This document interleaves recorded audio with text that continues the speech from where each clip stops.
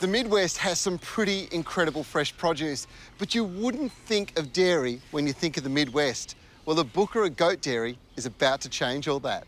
Mark Weston recognised the region's potential as a goat producer and has been selling goat's milk and cheese products at leading farmers markets since 2012. Mark, when it comes to dairy, why did you choose goats ahead of cows? That's what most people would think of when they're thinking of dairy. Here we are 400 kilometres north of Perth. Yep. We get a lovely, long, hot, dry summer. Goats are hardy, they stand up to the climate well, and they're really easy to work with. It's a low-stress environment. Yeah. We practice low-stress livestock management. But we're also looking at the ligament structure in the udder so that after a number of years they're still standing up healthily to having the cups put on and so on. Yep. These are things that the animals are bred for. You know, you'll see an animal that's thriving in its environment, and those are the types that we like to breed. I'm looking at the goats at the moment who are being milked over here, and they're being fed a very specific diet, so they're getting local lupins. Yep, in the afternoon, so the lupins are growing just up on the sandplain here and closer. They're a great source of protein. Yep. And a great source of energy.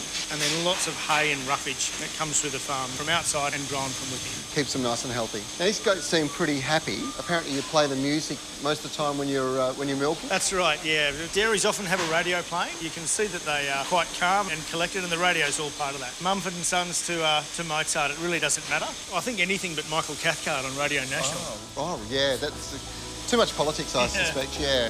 The goat's milk doesn't have to travel very far, with the cheese-making room right next door to the milking station, just a couple of steps away. This is the first part of our Haloumi making exercise. Yep. The rennet, which is an enzyme which turns this liquid milk into a jelly-like consistency. That's the temperature it works best. Okay. Before I knew it, Mark had me helping, transforming what was fresh milk into my favourite cheese, Haloumi. The process is amazing. This is a similar process used to making ricotta and feta cheese. And before I knew it, well, the milk became Haloumi cheese. And through a straining process, removing liquid, it was ready for packaging. Now, Mark, this natural yogurt looks pretty darn good. Just sip it straight from the container. Oh, dear. Lovely fine yogurt. That's magnificent. It's really fine. Thank you. Yeah, I love it. Now, what else do you do? Here's our raw goat's milk. Yep. We make goat's curd, and we make a goat's feta set in local olive oil with WA sea salt. Yep. We make goat's milk ricotta, and of course goat's milk halloumi. All right. Well, the halloumi is what it's all about. Can we test it on the barbie? Let's do it. Mark's plans for the future include making various types of hard cheeses.